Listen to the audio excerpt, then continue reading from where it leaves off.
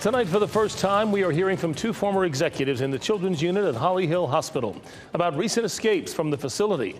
Thank you for joining us. I'm Gerald Owens. And I'm Deborah Morgan. The facility offers inpatient mental health treatment for children between 11 and 17 years old. We've been reporting on the hospital for years, asking questions after a series of escapes since 2021. New tonight, WRAL Investigates. Heidi Kirk speaks with former employees only on WRAL who say they were asked to help cover up some of those escapes. More than a dozen former employees of Holly Hill Hospital reached out to us wanting to share their concerning experiences working at this facility. Now, we spoke to two executives with long histories in the healthcare industry to help us understand what's gone on behind these walls. The medication was used as a threat.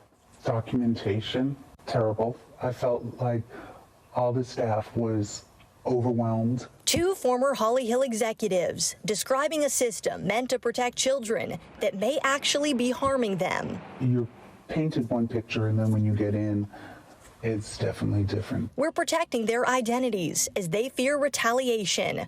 One of our first questions, how children have been able to escape the facility so easily. They tell us it happens more than we've been told. Were you told to underreport or not report escapes? I was encouraged to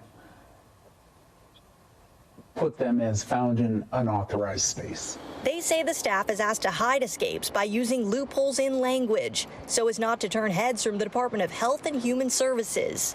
They're left vague, so left up to interpretation. They both describe an environment that puts profits over patients and conceals the practices that happen behind closed doors, threatening medications. You better, get in line or you're going to get some booty juice, which is what they called it. They both say these failures come down to one main factor, inadequate staffing. I think that was a big part of it. Was they had a lot of inexperienced people, and inexperienced people need more training.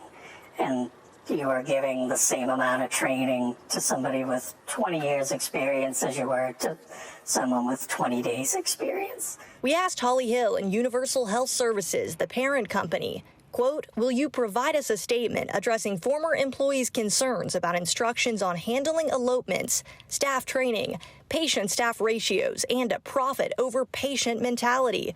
In a statement, Holly Hill defended itself, saying, quote, to ensure patient safety, Holly Hill Hospital is staffed to regulations and staffing is reviewed routinely. UHS has not responded.